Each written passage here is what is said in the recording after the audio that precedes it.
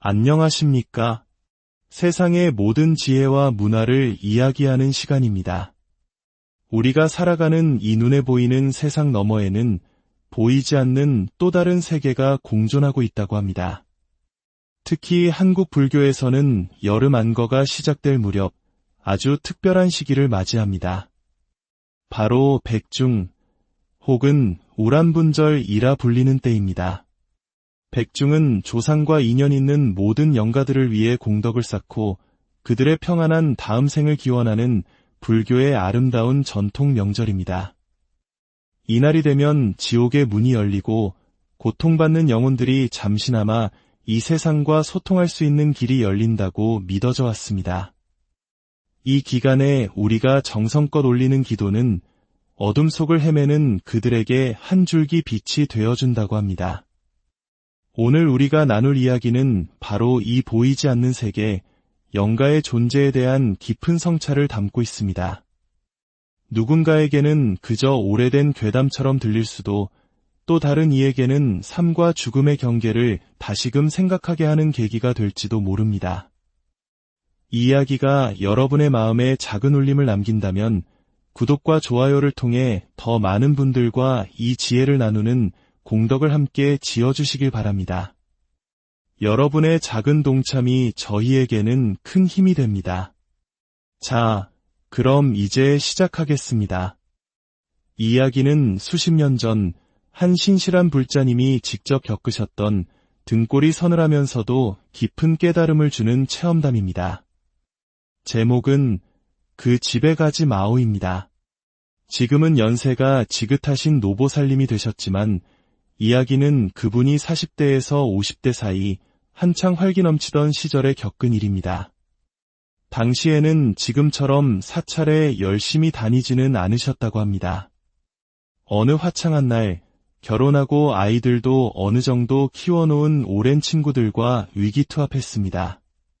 우리 답답한 일상에서 벗어나 어디론가 훌쩍 떠나보자 마음이 맞는 친구 8명이 모였습니다. 봉고차 한 대를 빌려 그 시절의 낭만을 가득 싣고 강원도를 향해 출발했습니다. 오늘의 주인공이신 보살님께서 직접 운전대를 잡으셨죠. 당시에는 내비게이션도 스마트폰으로 맛집을 검색하던 시절도 아니었습니다. 그저 강원도로 가자 는 한마디에 지도 한 장에 의지한 채 무작정 달렸습니다. 차 안에서는 웃음꽃이 피어났습니다. 함께 노래를 부르고 휴게소에 들러 간식을 나눠 먹으며 그동안 쌓아뒀던 이야기 보따리를 풀었습니다. 그렇게 한참을 달리다 보니 어느덧 해가 뉘엿뉘엿 지고 사방은 짙은 어둠에 잠겼습니다. 길은 점점 낯설어졌고 저 멀리 철조망이 보이기 시작했습니다. 친구 하나가 농담처럼 소리쳤습니다. 이러다 우리 38선 넘는 거 아니야? 시계는 저녁 8시, 9시를 향하고 있었습니다. 늦은 저녁을 해결하기 위해 어두운 시골길에서 불빛이 새어나오는 작은 식당을 발견했습니다. 늦은 시간이었지만 식당 주인은 그들을 반갑게 맞아주었고 시장했던 그들은 허겁지겁 맛있는 저녁 식사를 마쳤습니다. 배가 부르니 온몸이 노곤해졌습니다. 하루 종일 운전하고 여행한 탓에 모두 지쳐 있었죠. 이 밤에 운전해서 돌아가긴 무리야. 근처에서 하룻밤 자고 가자 식당 주인에게 근처에 묵을 만한 민박이나 펜션이 있는지 물었습니다. 주인은 기다렸다는 듯이 좋은 곳이 있다며 잠시 후 펜션 주인이라는 사람을 데려왔습니다. 8분이 주무실 방이요? 아, 물론 있습니다.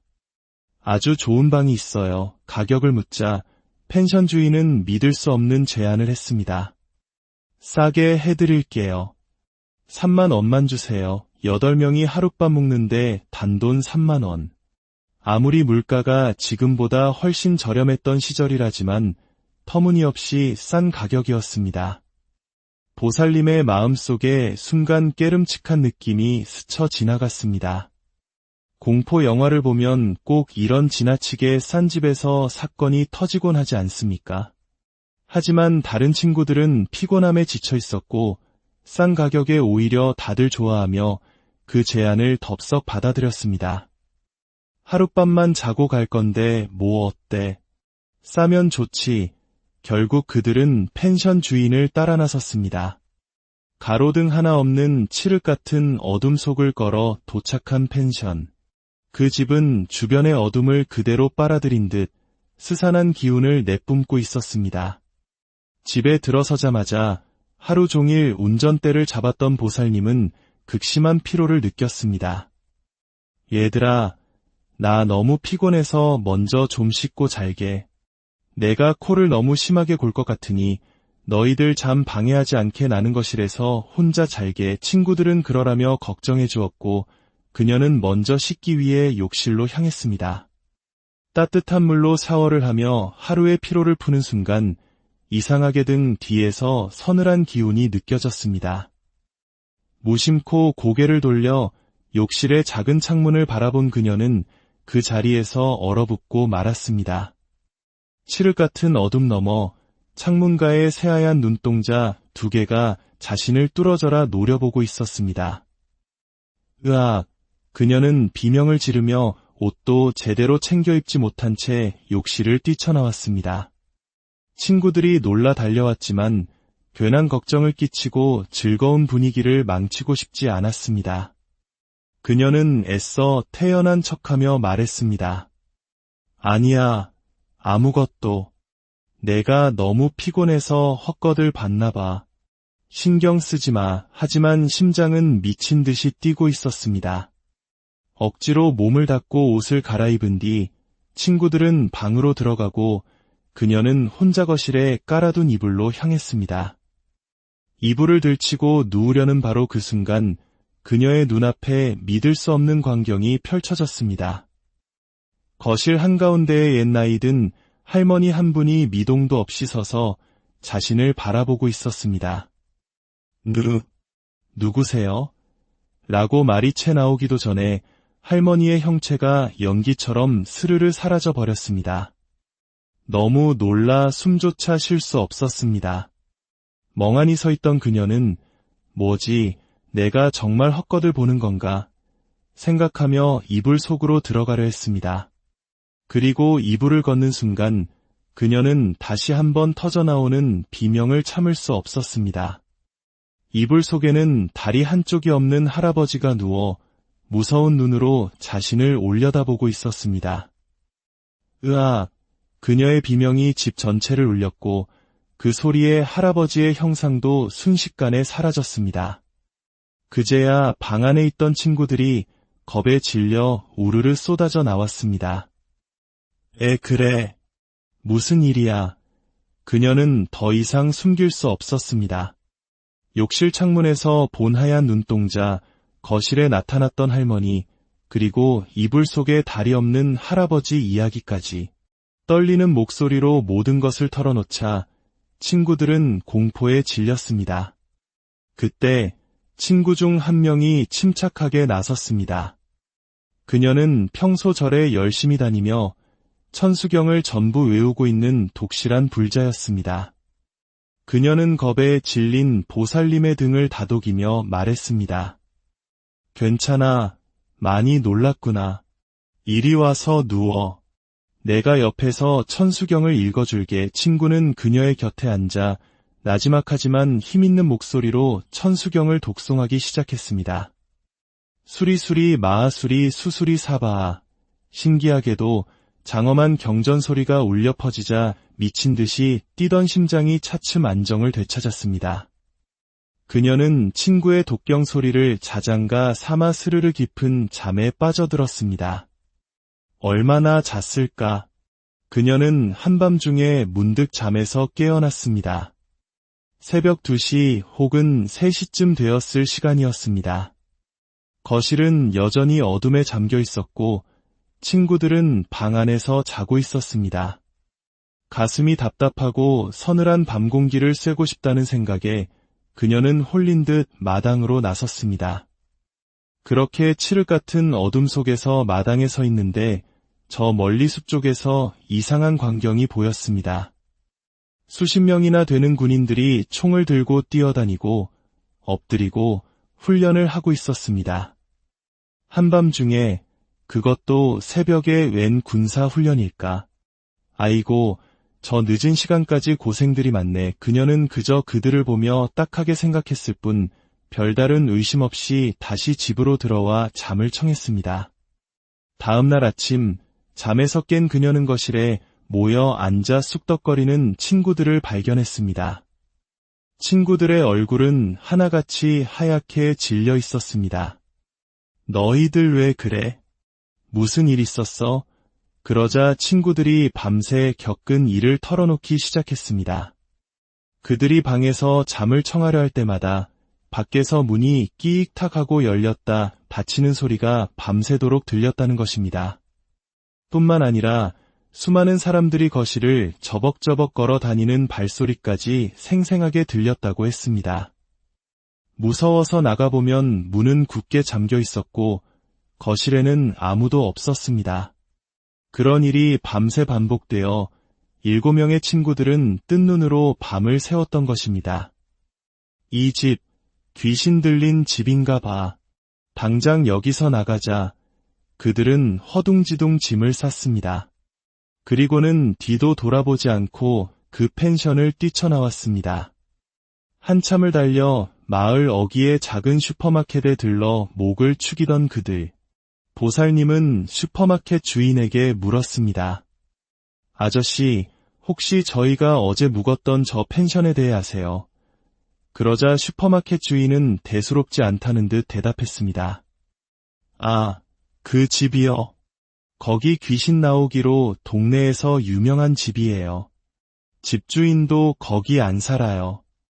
터가 워낙 안 좋고 흉흉한 소문이 많아서 팔리지도 않으니 그냥 외지인들한테나 헐값에 내놓는 거지. 보살님은 어젯밤에 보았던 군인들 이야기를 꺼냈습니다.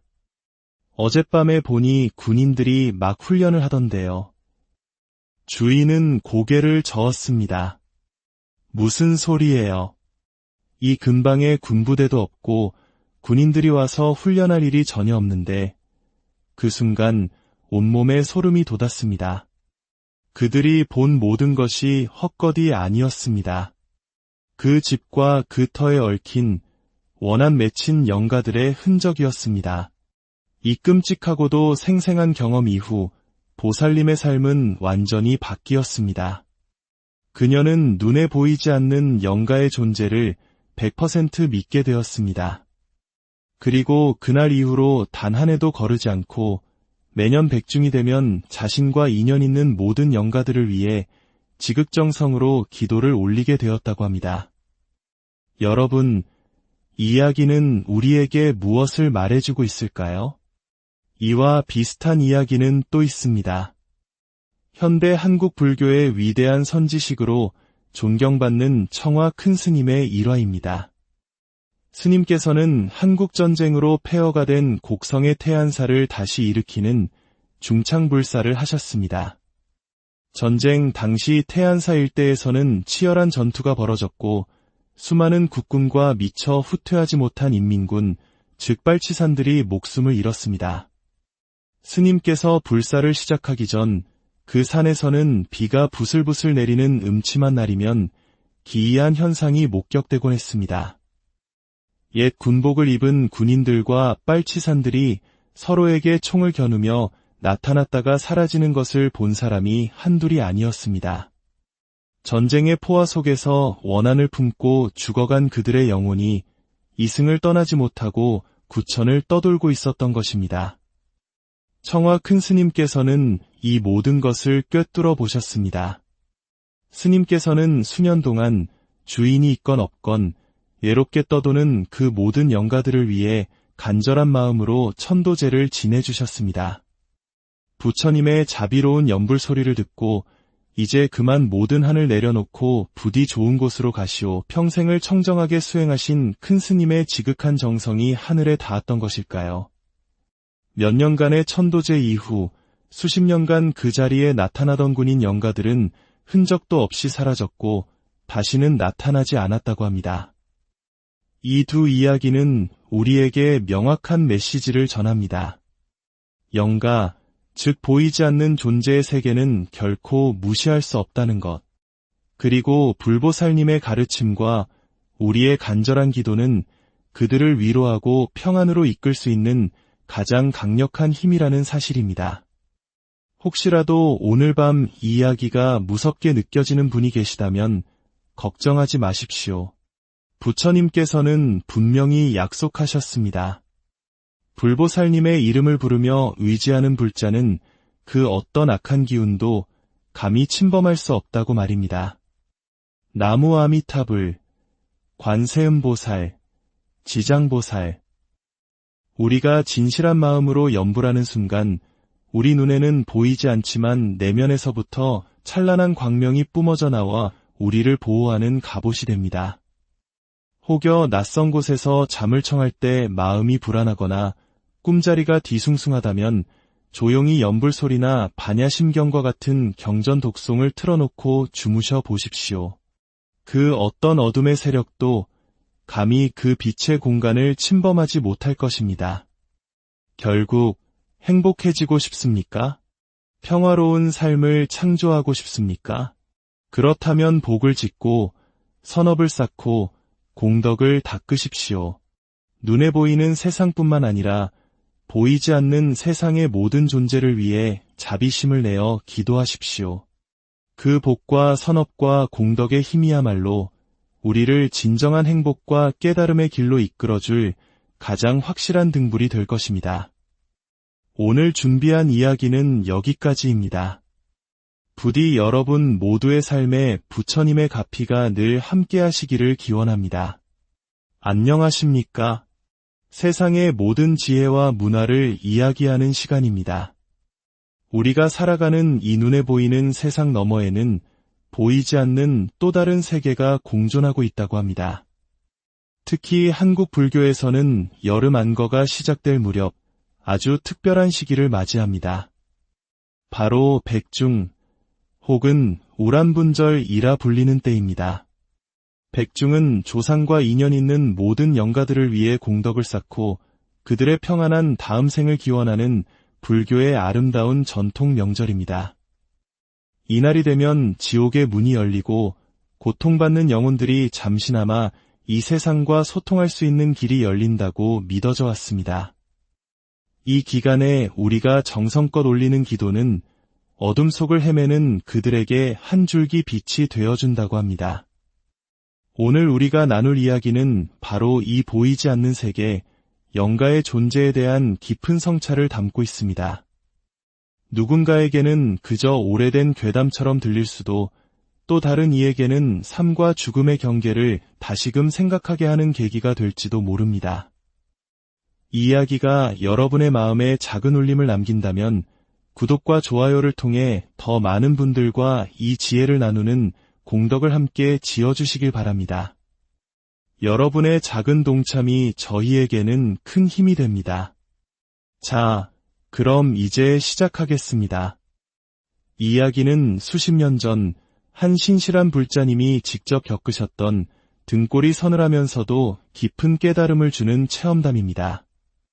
제목은 그 집에 가지 마오입니다. 지금은 연세가 지긋하신 노보살님이 되셨지만 이야기는 그분이 40대에서 50대 사이 한창 활기 넘치던 시절에 겪은 일입니다. 당시에는 지금처럼 사찰에 열심히 다니지는 않으셨다고 합니다. 어느 화창한 날 결혼하고 아이들도 어느 정도 키워놓은 오랜 친구들과 위기투합했습니다. 우리 답답한 일상에서 벗어나 어디론가 훌쩍 떠나보자 마음이 맞는 친구 8명이 모였습니다. 봉고차 한 대를 빌려 그 시절의 낭만을 가득 싣고 강원도를 향해 출발했습니다. 오늘의 주인공이신 보살님께서 직접 운전대를 잡으셨죠. 당시에는 내비게이션도 스마트폰으로 맛집을 검색하던 시절도 아니었습니다. 그저 강원도로 가자 는 한마디에 지도 한 장에 의지한 채 무작정 달렸습니다. 차 안에서는 웃음꽃이 피어났습니다. 함께 노래를 부르고 휴게소에 들러 간식을 나눠 먹으며 그동안 쌓아뒀던 이야기 보따리를 풀었습니다. 그렇게 한참을 달리다 보니 어느덧 해가 뉘엿뉘엿지고 사방은 짙은 어둠에 잠겼습니다. 길은 점점 낯설어졌고 저 멀리 철조망이 보이기 시작했습니다. 친구 하나가 농담처럼 소리쳤습니다. 이러다 우리 38선 넘는 거 아니야? 시계는 저녁 8시, 9시를 향하고 있었습니다. 늦은 저녁을 해결하기 위해 어두운 시골길에서 불빛이 새어나오는 작은 식당을 발견했습니다. 늦은 시간이었지만 식당 주인은 그들을 반갑게 맞아주었고 시장했던 그들은 허겁지겁 맛있는 저녁 식사를 마쳤습니다. 배가 부르니 온몸이 노곤해졌습니다. 하루 종일 운전하고 여행한 탓에 모두 지쳐 있었죠. 이 밤에 운전해서 돌아가긴 무리야. 근처에서 하룻밤 자고 가자 식당 주인에게 근처에 묵을 만한 민박이나 펜션이 있는지 물었습니다. 주인은 기다렸다는 듯이 좋은 곳이 있다며 잠시 후 펜션 주인이라는 사람을 데려왔습니다. 8분이 주무실 방이요? 아, 물론 있습니다. 아주 좋은 방이 있어요. 가격을 묻자 펜션 주인은 믿을 수 없는 제안을 했습니다. 싸게 해드릴게요. 3만 원만 주세요. 8명이 하룻밤 묵는데 단돈 3만 원. 아무리 물가가 지금보다 훨씬 저렴했던 시절이라지만 터무니없이 싼 가격이었습니다. 보살님의 마음속에 순간 깨름칙한 느낌이 스쳐 지나갔습니다. 공포 영화를 보면 꼭 이런 지나치게 싼 집에서 사건이 터지곤 하지 않습니까? 하지만 다른 친구들은 피곤함에 지쳐 있었고 싼 가격에 오히려 다들 좋아하며 그 제안을 덥석 받아들였습니다. 하룻밤만 자고 갈 건데 뭐 어때? 싸면 좋지. 결국 그들은 펜션 주인을 따라 나섰습니다. 가로등 하나 없는 칠흑 같은 어둠 속을 걸어 도착한 펜션. 그 집은 주변의 어둠을 그대로 빨아들인 듯 스산한 기운을 내뿜고 있었습니다. 집에 들어서자마자 하루 종일 운전대를 잡았던 보살님은 극심한 피로를 느꼈습니다. 얘들아, 나 너무 피곤해서 먼저 좀 씻고 잘게. 내가 코를 너무 심하게 골 것 같으니 너희들 잠 방해하지 않게 나는 것이래서 혼자 잘게. 친구들은 그러라며 걱정해 주었고 그녀는 먼저 씻기 위해 욕실로 향했습니다. 따뜻한 물로 샤워를 하며 하루의 피로를 푸는 순간 이상하게 등 뒤에서 서늘한 기운이 느껴졌습니다. 무심코 고개를 돌려 욕실의 작은 창문을 바라본 그녀는 그 자리에서 얼어붙고 말았습니다. 칠흑 같은 어둠 너머 창문가의 새하얀 눈동자 2개가 자신을 뚫어져라 노려보고 있었습니다. 으악! 그녀는 비명을 지르며 옷도 제대로 챙겨 입지 못한 채 욕실을 뛰쳐나왔습니다. 친구들이 놀라 달려왔지만 괜한 걱정을 끼치고 즐거운 분위기를 망치고 싶지 않았습니다. 그녀는 애써 태연한 척하며 말했습니다. 아니야, 아무것도. 내가 너무 피곤해서 헛것을 봤나 봐. 신경 쓰지 마. 하지만 심장은 미친 듯이 뛰고 있었습니다. 억지로 몸을 닫고 옷을 갈아입은 뒤 친구들은 방으로 들어가고 그녀는 혼자 거실에 깔아둔 이불로 향했습니다. 이불을 들치고 누우려는 바로 그 순간 그녀의 눈앞에 믿을 수 없는 광경이 펼쳐졌습니다. 거실 한가운데에 옛 나이 든 할머니 한 분이 미동도 없이 서서 자신을 바라보고 있었습니다. 누구세요? 라고 말이 채 나오기도 전에 할머니의 형체가 연기처럼 스르르 사라져 버렸습니다. 너무 놀라 숨조차 쉴 수 없었습니다. 멍하니 서 있던 그녀는 뭐지, 내가 정말 헛것을 보는 건가 생각하며 이불 속으로 들어가려 했습니다. 그리고 이불을 걷는 순간 그녀는 다시 한번 터져나오는 비명을 참을 수 없었습니다. 이불 속에는 다리 한쪽이 없는 할아버지가 누워 무서운 눈으로 자신을 올려다보고 있었습니다. 으악! 그녀의 비명이 집 전체를 울렸고 그 소리에 할아버지의 형상도 순식간에 사라졌습니다. 그제야 방 안에 있던 친구들이 겁에 질려 우르르 쏟아져 나왔습니다. 그래. 무슨 일이야. 그녀는 더 이상 숨길 수 없었습니다. 욕실 창문에서 본 하얀 눈동자, 거실에 나타났던 할머니, 그리고 이불 속에 다리 없는 할아버지 이야기까지. 떨리는 목소리로 모든 것을 털어놓자 친구들은 공포에 질렸습니다. 그때 친구 중 한 명이 침착하게 나섰습니다. 그녀는 평소 절에 열심히 다니며 천수경을 전부 외우고 있는 독실한 불자였습니다. 그녀는 겁에 질린 보살님의 등을 다독이며 말했습니다. 괜찮아. 많이 놀랐구나. 이리 와서 누워. 내가 옆에서 천수경을 읽어줄게. 친구는 그녀의 곁에 앉아 나지막하지만 힘있는 목소리로 천수경을 독송하기 시작했습니다.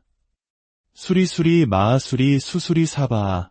신기하게도 장엄한 경전 소리가 울려 퍼지자 미친 듯이 뛰던 심장이 차츰 안정을 되찾았습니다. 그녀는 친구의 독경 소리를 자장가 삼아 스르르 깊은 잠에 빠져들었습니다. 얼마나 잤을까? 그녀는 한밤중에 문득 잠에서 깨어났습니다. 새벽 2시 혹은 3시쯤 되었을 시간이었습니다. 거실은 여전히 어둠에 잠겨 있었고 친구들은 방 안에서 자고 있었습니다. 가슴이 답답하고 서늘한 밤 공기를 쐬고 싶다는 생각에 그녀는 홀린 듯 마당으로 나섰습니다. 그렇게 칠흑 같은 어둠 속에서 마당에 서 있는데 저 멀리 숲 쪽에서 이상한 광경이 보였습니다. 수십 명이나 되는 군인들이 총을 들고 뛰어다니고 엎드리고 훈련을 하고 있었습니다. 한밤중에 그것도 새벽에 웬 군사 훈련일까? 아이고, 저 늦은 시간까지 고생들이 많네. 그녀는 그저 그들을 보며 딱하게 생각했을 뿐 별다른 의심 없이 다시 집으로 들어와 잠을 청했습니다. 다음 날 아침 잠에서 깬 그녀는 거실에 모여 앉아 쑥덕거리는 친구들을 발견했습니다. 친구들의 얼굴은 하나같이 하얗게 질려 있었습니다. 너희들 왜 그래? 무슨 일 있었어?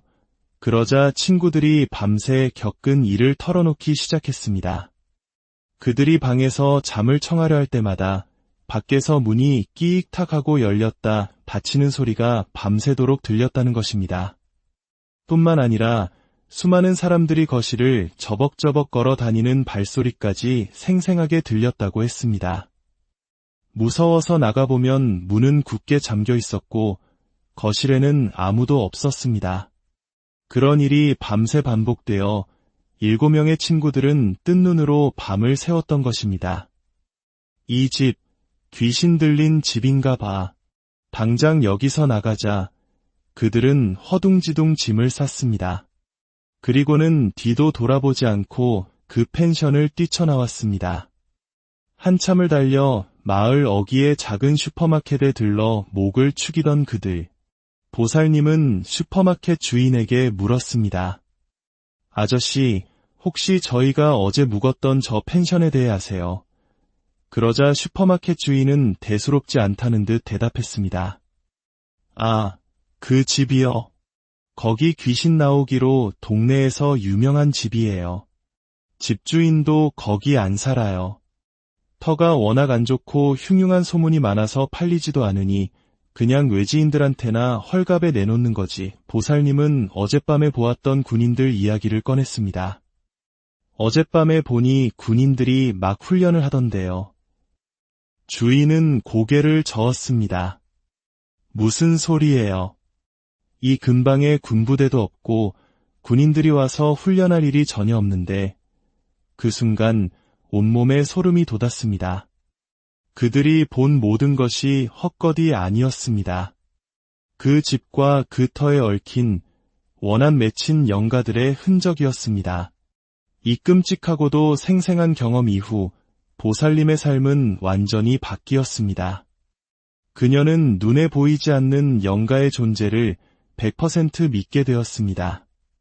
그리고 그날 이후로 단 한 해도 거르지 않고 매년 백중이 되면 자신과 인연 있는 모든 영가들을 위해 지극정성으로 기도를 올리게 되었다고 합니다. 여러분, 이 이야기는 우리에게 무엇을 말해주고 있을까요? 이와 비슷한 이야기는 또 있습니다. 현대 한국 불교의 위대한 선지식으로 존경받는 청화 큰 스님의 일화입니다. 스님께서는 한국전쟁으로 폐허가 된 곡성의 태안사를 다시 일으키는 중창불사를 하셨습니다. 전쟁 당시 태안사 일대에서는 치열한 전투가 벌어졌고 수많은 국군과 미처 후퇴하지 못한 인민군, 즉 빨치산들이 목숨을 잃었습니다. 스님께서 불사를 시작하기 전 그 산에서는 비가 부슬부슬 내리는 음침한 날이면 기이한 현상이 목격되곤 했습니다. 옛 군복을 입은 군인들과 빨치산들이 서로에게 총을 겨누며 나타났다가 사라지는 것을 본 사람이 한둘이 아니었습니다. 전쟁의 포화 속에서 원한을 품고 죽어간 그들의 영혼이 이승을 떠나지 못하고 구천을 떠돌고 있었던 것입니다. 청화 큰 스님께서는 이 모든 것을 꿰뚫어 보셨습니다. 스님께서는 수년 동안 주인이 있건 없건 외롭게 떠도는 그 모든 영가들을 위해 간절한 마음으로 천도제를 지내주셨습니다. 부처님의 자비로운 연불 소리를 듣고 이제 그만 모든 한을 내려놓고 부디 좋은 곳으로 가시오. 평생을 청정하게 수행하신 큰 스님의 지극한 정성이 하늘에 닿았던 것일까요? 몇 년간의 천도제 이후 수십 년간 그 자리에 나타나던 군인 영가들은 흔적도 없이 사라졌고 다시는 나타나지 않았다고 합니다. 이 두 이야기는 우리에게 명확한 메시지를 전합니다. 영가, 즉 보이지 않는 존재의 세계는 결코 무시할 수 없다는 것.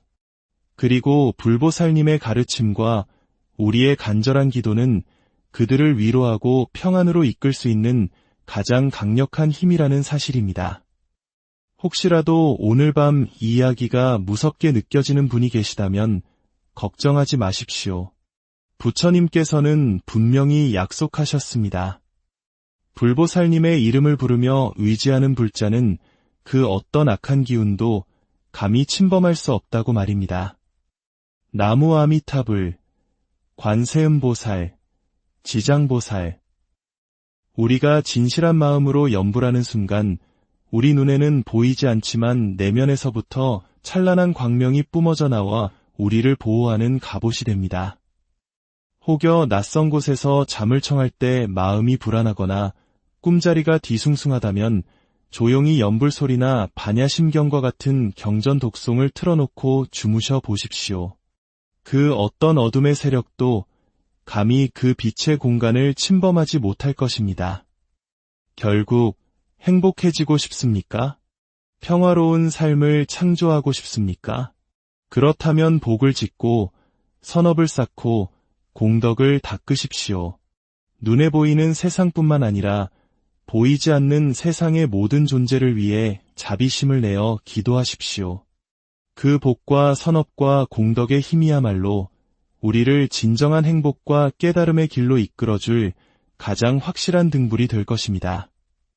오늘 준비한 이야기는 여기까지입니다. 부디 여러분 모두의 삶에 부처님의 가피가 늘 함께하시기를 기원합니다. 안녕하십니까? 세상의 모든 지혜와 문화를 이야기하는 시간입니다. 우리가 살아가는 이 눈에 보이는 세상 너머에는 보이지 않는 또 다른 세계가 공존하고 있다고 합니다. 특히 한국 불교에서는 여름 안거가 시작될 무렵 아주 특별한 시기를 맞이합니다. 바로 백중 혹은 우란분절이라 불리는 때입니다. 백중은 조상과 인연 있는 모든 영가들을 위해 공덕을 쌓고 그들의 평안한 다음 생을 기원하는 불교의 아름다운 전통 명절입니다. 이날이 되면 지옥의 문이 열리고 고통받는 영혼들이 잠시나마 이 세상과 소통할 수 있는 길이 열린다고 믿어져 왔습니다. 이 기간에 우리가 정성껏 올리는 기도는 어둠 속을 헤매는 그들에게 한 줄기 빛이 되어준다고 합니다. 오늘 우리가 나눌 이야기는 바로 이 보이지 않는 세계, 영가의 존재에 대한 깊은 성찰을 담고 있습니다. 누군가에게는 그저 오래된 괴담처럼 들릴 수도, 또 다른 이에게는 삶과 죽음의 경계를 다시금 생각하게 하는 계기가 될지도 모릅니다. 이 이야기가 여러분의 마음에 작은 울림을 남긴다면 구독과 좋아요를 통해 더 많은 분들과 이 지혜를 나누는 공덕을 함께 지어주시길 바랍니다. 여러분의 작은 동참이 저희에게는 큰 힘이 됩니다. 자, 그럼 이제 시작하겠습니다. 이 이야기는 수십 년 전 한 신실한 불자님이 직접 겪으셨던 등골이 서늘하면서도 깊은 깨달음을 주는 체험담입니다. 제목은 그 집에 가지 마오입니다. 지금은 연세가 지긋하신 노보살님이 되셨지만 이야기는 그분이 40대에서 50대 사이 한창 활기 넘치던 시절에 겪은 일입니다. 당시에는 지금처럼 사찰에 열심히 다니지는 않으셨다고 합니다. 어느 화창한 날 결혼하고 아이들도 어느 정도 키워놓은 오랜 친구들과 위기투합했습니다. 우리 답답한 일상에서 벗어나 어디론가 훌쩍 떠나보자 마음이 맞는 친구 8명이 모였습니다. 봉고차 한 대를 빌려 그 시절의 낭만을 가득 싣고 강원도를 향해 출발했습니다. 오늘의 주인공이신 보살님께서 직접 운전대를 잡으셨죠. 당시에는 내비게이션도 스마트폰으로 맛집을 검색하던 시절도 아니었습니다.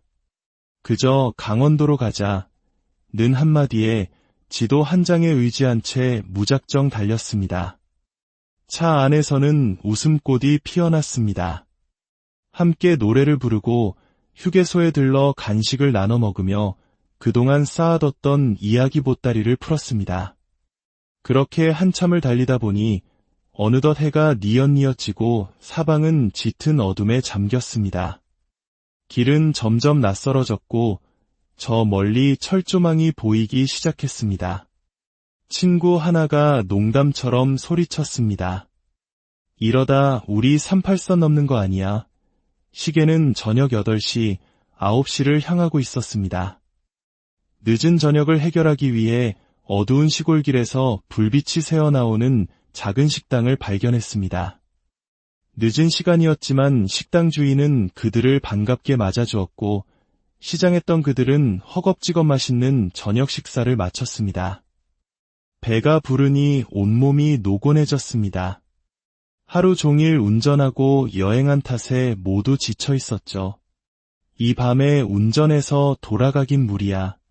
근처에서 하룻밤 자고 가자 식당 주인에게 근처에 묵을 만한 민박이나 펜션이 있는지 물었습니다. 주인은 기다렸다는 듯이 좋은 곳이 있다며 잠시 후 펜션 주인이라는 사람을 데려왔습니다. 8분이 주무실 방이요? 아, 물론 있습니다. 아주 좋은 방이 있어요. 가격을 묻자 펜션 주인은 믿을 수 없는 제안을 했습니다. 싸게 해드릴게요. 3만 원만 주세요. 8명이 하룻밤 묵는데 단돈 3만 원. 아무리 물가가 지금보다 훨씬 저렴했던 시절이라지만 터무니없이 싼 가격이었습니다. 보살님의 마음속에 순간 깨름칙한 느낌이 스쳐 지나갔습니다. 공포 영화를 보면 꼭 이런 지나치게 싼 집에서 사건이 터지곤 하지 않습니까? 하지만 다른 친구들은 피곤함에 지쳐 있었고 싼 가격에 오히려 다들 좋아하며 그 제안을 덥석 받아들였습니다. 하룻밤만 자고 갈 건데 뭐 어때? 싸면 좋지. 결국 그들은 펜션 주인을 따라 나섰습니다. 가로등 하나 없는 칠흑 같은 어둠 속을 걸어 도착한 펜션. 그 집은 주변의 어둠을 그대로 빨아들인 듯 스산한 기운을 내뿜고 있었습니다. 집에 들어서자마자 하루 종일 운전대를 잡았던 보살님은 극심한 피로를 느꼈습니다. 얘들아, 나 너무 피곤해서 먼저 좀 씻고 잘게. 내가 코를 너무 심하게 골 것 같으니 너희들 잠 방해하지 않게 나는 것이래서 혼자 잘게. 친구들은 그러라며 걱정해 주었고 그녀는 먼저 씻기 위해 욕실로 향했습니다. 따뜻한 물로 샤워를 하며 하루의 피로를 푸는 순간 이상하게 등 뒤에서 서늘한 기운이 느껴졌습니다. 무심코 고개를 돌려 욕실의 작은 창문을 바라본 그녀는 그 자리에서 얼어붙고 말았습니다. 칠흑 같은 어둠 너머 창문가의 새하얀 눈동자 2개가 자신을 뚫어져라 노려보고 있었습니다. 으악! 그녀는 비명을 지르며 옷도 제대로 챙겨 입지 못한 채 욕실을 뛰쳐나왔습니다. 친구들이 놀라 달려왔지만 괜한 걱정을 끼치고 즐거운 분위기를 망치고 싶지 않았습니다. 그녀는 애써 태연한 척하며 말했습니다. 아니야, 아무것도. 내가 너무 피곤해서 헛것을 봤나 봐. 신경 쓰지 마. 하지만 심장은 미친 듯이 뛰고 있었습니다. 억지로 몸을 닫고 옷을 갈아입은 뒤 친구들은 방으로 들어가고 그녀는 혼자 거실에 깔아둔 이불로 향했습니다. 이불을 들치고 누우려는 바로 그 순간 그녀의 눈앞에 믿을 수 없는 광경이 펼쳐졌습니다. 거실 한가운데에 옛나이 든 할머니 한 분이 미동도 없이 서서 자신을 바라보고 있었습니다. 누구세요? 라고 말이 채 나오기도 전에 할머니의 형체가 연기처럼 스르르 사라져 버렸습니다. 너무 놀라 숨조차 쉴 수 없었습니다. 멍하니 서 있던 그녀는 뭐지, 내가 정말 헛것을 보는 건가 생각하며 이불 속으로 들어가려 했습니다. 그리고 이불을 걷는 순간 그녀는 다시 한번 터져나오는 비명을 참을 수 없었습니다. 이불 속에는 다리 한쪽이 없는 할아버지가 누워 무서운 눈으로 자신을 올려다보고 있었습니다. 으악! 그녀의 비명이 집 전체를 울렸고 그 소리에 할아버지의 형상도 순식간에 사라졌습니다. 그제야 방 안에 있던 친구들이 겁에 질려 우르르 쏟아져 나왔습니다. 그래. 무슨 일이야. 그녀는 더 이상 숨길 수 없었습니다.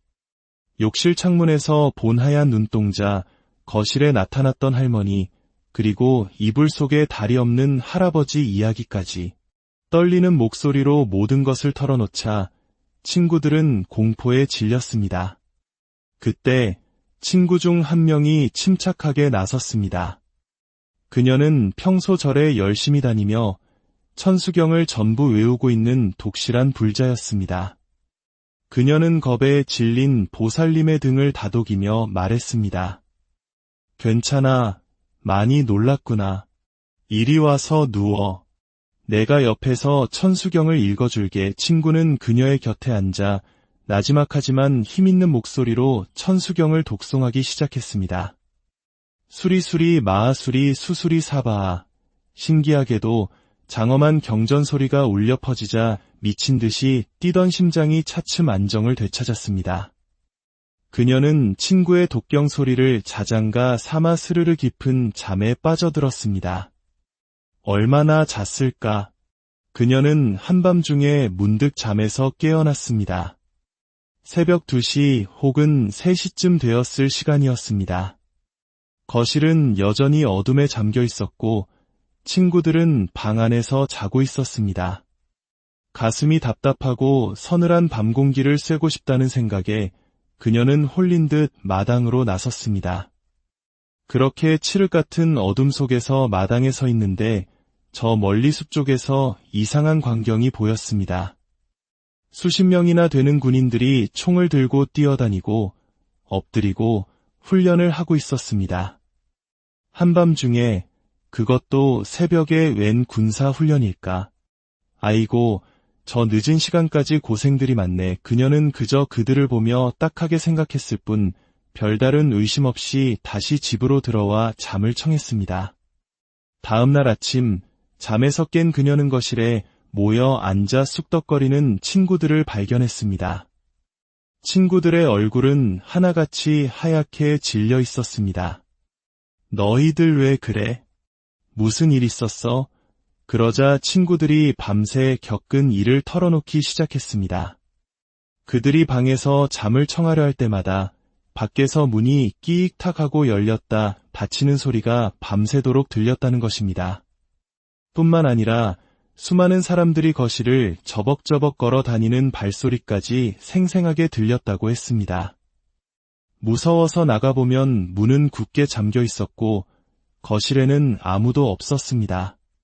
그런 일이 밤새 반복되어 7명의 친구들은 뜬 눈으로 밤을 새웠던 것입니다. 이 집, 귀신 들린 집인가 봐. 당장 여기서 나가자. 그들은 허둥지둥 짐을 쌌습니다. 그리고는 뒤도 돌아보지 않고 그 펜션을 뛰쳐나왔습니다. 한참을 달려 마을 어귀의 작은 슈퍼마켓에 들러 목을 축이던 그들. 보살님은 슈퍼마켓 주인에게 물었습니다. 아저씨, 혹시 저희가 어제 묵었던 저 펜션에 대해 아세요? 그러자 슈퍼마켓 주인은 대수롭지 않다는 듯 대답했습니다. 아, 그 집이요. 거기 귀신 나오기로 동네에서 유명한 집이에요. 집주인도 거기 안 살아요. 터가 워낙 안 좋고 흉흉한 소문이 많아서 팔리지도 않으니 그냥 외지인들한테나 헐값에 내놓는 거지. 보살님은 어젯밤에 보았던 군인들 이야기를 꺼냈습니다. 어젯밤에 보니 군인들이 막 훈련을 하던데요. 주인은 고개를 저었습니다. 무슨 소리예요? 이 근방에 군부대도 없고 군인들이 와서 훈련할 일이 전혀 없는데 그 순간 온몸에 소름이 돋았습니다. 그들이 본 모든 것이 헛것이 아니었습니다. 그 집과 그 터에 얽힌 원한 맺힌 영가들의 흔적이었습니다. 이 끔찍하고도 생생한 경험 이후 보살님의 삶은 완전히 바뀌었습니다. 그녀는 눈에 보이지 않는 영가의 존재를 100% 믿게 되었습니다. 그리고 그날 이후로 단 한 해도 거르지 않고 매년 백중이 되면 자신과 인연 있는 모든 영가들을 위해 지극정성으로 기도를 올리게 되었다고 합니다. 여러분, 이 이야기는 우리에게 무엇을 말해주고 있을까요? 이와 비슷한 이야기는 또 있습니다. 현대 한국 불교의 위대한 선지식으로 존경받는 청화 큰 스님의 일화입니다. 스님께서는 한국전쟁으로 폐허가 된 곡성의 태안사를 다시 일으키는 중창불사를 하셨습니다. 전쟁 당시 태안사 일대에서는 치열한 전투가 벌어졌고 수많은 국군과 미처 후퇴하지 못한 인민군, 즉 빨치산들이 목숨을 잃었습니다. 스님께서 불사를 시작하기 전 그 산에서는 비가 부슬부슬 내리는 음침한 날이면 기이한 현상이 목격되곤 했습니다. 옛 군복을 입은 군인들과 빨치산들이 서로에게 총을 겨누며 나타났다가 사라지는 것을 본 사람이 한둘이 아니었습니다. 전쟁의 포화 속에서 원한을 품고 죽어간 그들의 영혼이 이승을 떠나지 못하고 구천을 떠돌고 있었던 것입니다. 청화 큰 스님께서는 이 모든 것을 꿰뚫어 보셨습니다. 스님께서는 수년 동안 주인이 있건 없건 외롭게 떠도는 그 모든 영가들을 위해 간절한 마음으로 천도제를 지내주셨습니다. 부처님의 자비로운 연불 소리를 듣고 이제 그만 모든 한을 내려놓고 부디 좋은 곳으로 가시오. 평생을 청정하게 수행하신 큰 스님의 지극한 정성이 하늘에 닿았던 것일까요? 몇 년간의 천도제 이후 수십 년간 그 자리에 나타나던 군인 영가들은 흔적도 없이 사라졌고 다시는 나타나지 않았다고 합니다. 이 두 이야기는 우리에게 명확한 메시지를 전합니다. 영가, 즉 보이지 않는 존재의 세계는 결코 무시할 수 없다는 것. 그리고 불보살님의 가르침과 우리의 간절한 기도는 그들을 위로하고 평안으로 이끌 수 있는 가장 강력한 힘이라는 사실입니다. 혹시라도 오늘 밤 이 이야기가 무섭게 느껴지는 분이 계시다면 걱정하지 마십시오. 부처님께서는 분명히 약속하셨습니다. 불보살님의 이름을 부르며 의지하는 불자는 그 어떤 악한 기운도 감히 침범할 수 없다고 말입니다. 나무 아미타불, 관세음보살, 지장보살. 우리가 진실한 마음으로 염불하는 순간 우리 눈에는 보이지 않지만 내면에서부터 찬란한 광명이 뿜어져 나와 우리를 보호하는 갑옷이 됩니다. 혹여 낯선 곳에서 잠을 청할 때 마음이 불안하거나 꿈자리가 뒤숭숭하다면 조용히 연불 소리나 반야심경과 같은 경전 독송을 틀어놓고 주무셔 보십시오. 그 어떤 어둠의 세력도 감히 그 빛의 공간을 침범하지 못할 것입니다. 결국 행복해지고 싶습니까? 평화로운 삶을 창조하고 싶습니까? 그렇다면 복을 짓고 선업을 쌓고 공덕을 닦으십시오. 눈에 보이는 세상뿐만 아니라 보이지 않는 세상의 모든 존재를 위해 자비심을 내어 기도하십시오. 그 복과 선업과 공덕의 힘이야말로 우리를 진정한 행복과 깨달음의 길로 이끌어줄 가장 확실한 등불이 될 것입니다. 오늘 준비한 이야기는 여기까지입니다. 부디 여러분 모두의 삶에 부처님의 가피가 늘 함께하시기를 기원합니다. 안녕하십니까? 세상의 모든 지혜와 문화를 이야기하는 시간입니다. 우리가 살아가는 이 눈에 보이는 세상 너머에는 보이지 않는 또 다른 세계가 공존하고 있다고 합니다. 특히 한국 불교에서는 여름 안거가 시작될 무렵 아주 특별한 시기를 맞이합니다. 바로 백중 혹은 우란분절이라 불리는 때입니다. 백중은 조상과 인연 있는 모든 영가들을 위해 공덕을 쌓고 그들의 평안한 다음 생을 기원하는 불교의 아름다운 전통 명절입니다. 이날이 되면 지옥의 문이 열리고 고통받는 영혼들이 잠시나마 이 세상과 소통할 수 있는 길이 열린다고 믿어져 왔습니다. 이 기간에 우리가 정성껏 올리는 기도는 어둠 속을 헤매는 그들에게 한 줄기 빛이 되어준다고 합니다. 오늘 우리가 나눌 이야기는 바로 이 보이지 않는 세계, 영가의 존재에 대한 깊은 성찰을 담고 있습니다. 누군가에게는 그저 오래된 괴담처럼 들릴 수도, 또 다른 이에게는 삶과 죽음의 경계를 다시금 생각하게 하는 계기가 될지도 모릅니다. 이 이야기가 여러분의 마음에 작은 울림을 남긴다면 구독과 좋아요를 통해 더 많은 분들과 이 지혜를 나누는 공덕을 함께 지어주시길 바랍니다. 여러분의 작은 동참이 저희에게는 큰 힘이 됩니다. 자, 그럼 이제 시작하겠습니다. 이 이야기는 수십 년 전 한 신실한 불자님이 직접 겪으셨던 등골이 서늘하면서도 깊은 깨달음을 주는 체험담입니다. 제목은 그 집에 가지 마오입니다. 지금은 연세가 지긋하신 노보살님이 되셨지만 이야기는 그분이 40대에서 50대 사이 한창 활기 넘치던 시절에 겪은 일입니다. 당시에는 지금처럼 사찰에 열심히 다니지는 않으셨다고 합니다. 어느 화창한 날 결혼하고 아이들도 어느 정도 키워놓은 오랜 친구들과 위기투합했습니다. 우리 답답한 일상에서 벗어나 어디론가 훌쩍 떠나보자 마음이 맞는 친구 8명이 모였습니다. 봉고차 한 대를 빌려 그 시절의 낭만을 가득 싣고 강원도를 향해 출발했습니다.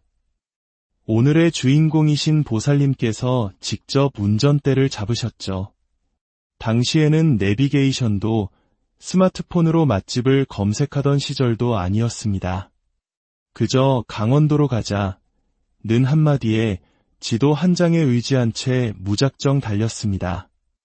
차 안에서는 웃음꽃이 피어났습니다. 함께 노래를 부르고 휴게소에 들러 간식을 나눠 먹으며 그동안 쌓아뒀던 이야기 보따리를 풀었습니다. 그렇게 한참을 달리다 보니 어느덧 해가 뉘엿뉘엿 지고 사방은 짙은 어둠에 잠겼습니다. 길은 점점 낯설어졌고 저 멀리 철조망이 보이기 시작했습니다. 친구 하나가 농담처럼 소리쳤습니다. 이러다 우리 38선 넘는 거 아니야? 시계는 저녁 8시, 9시를 향하고 있었습니다. 늦은 저녁을 해결하기 위해 어두운 시골길에서 불빛이 새어나오는 작은 식당을 발견했습니다. 늦은 시간이었지만 식당 주인은 그들을 반갑게 맞아주었고 시장했던 그들은 허겁지겁 맛있는 저녁 식사를 마쳤습니다. 배가 부르니 온몸이 노곤해졌습니다. 하루 종일 운전하고 여행한 탓에 모두 지쳐 있었죠. 이 밤에 운전해서 돌아가긴 무리야. 근처에서 하룻밤 자고 가자 식당 주인에게 근처에 묵을 만한 민박이나 펜션이 있는지 물었습니다. 주인은 기다렸다는 듯이 좋은 곳이 있다며 잠시 후 펜션 주인이라는 사람을 데려왔습니다. 8분이 주무실 방이요? 아, 물론 있습니다. 아주 좋은 방이 있어요. 가격을 묻자 펜션 주인은 믿을 수 없는 제안을 했습니다. 싸게 해드릴게요. 3만 원만 주세요. 8명이 하룻밤 묵는데 단돈 3만 원. 아무리 물가가 지금보다 훨씬 저렴했던 시절이라지만 터무니없이 싼 가격이었습니다. 보살님의 마음속에 순간 깨름칙한 느낌이 스쳐 지나갔습니다. 공포 영화를 보면 꼭 이런 지나치게 싼 집에서 사건이 터지곤 하지 않습니까? 하지만 다른 친구들은 피곤함에 지쳐 있었고 싼 가격에 오히려 다들 좋아하며 그 제안을 덥석 받아들였습니다. 하룻밤만 자고 갈 건데 뭐 어때? 싸면 좋지. 결국 그들은 펜션 주인을 따라 나섰습니다. 가로등 하나 없는 칠흑 같은 어둠 속을 걸어 도착한 펜션. 그 집은 주변의 어둠을 그대로 빨아들인 듯 스산한 기운을 내뿜고 있었습니다. 집에 들어서자마자 하루 종일 운전대를 잡았던 보살님은 극심한 피로를 느꼈습니다. 얘들아, 나 너무 피곤해서 먼저 좀 씻고 잘게. 내가 코를 너무 심하게 골 것 같으니 너희들 잠 방해하지 않게 나는 것이래서 혼자 잘게. 친구들은 그러라며 걱정해 주었고 그녀는 먼저 씻기 위해 욕실로 향했습니다. 따뜻한 물로 샤워를 하며 하루의 피로를 푸는 순간 이상하게 등 뒤에서 서늘한 기운이 느껴졌습니다.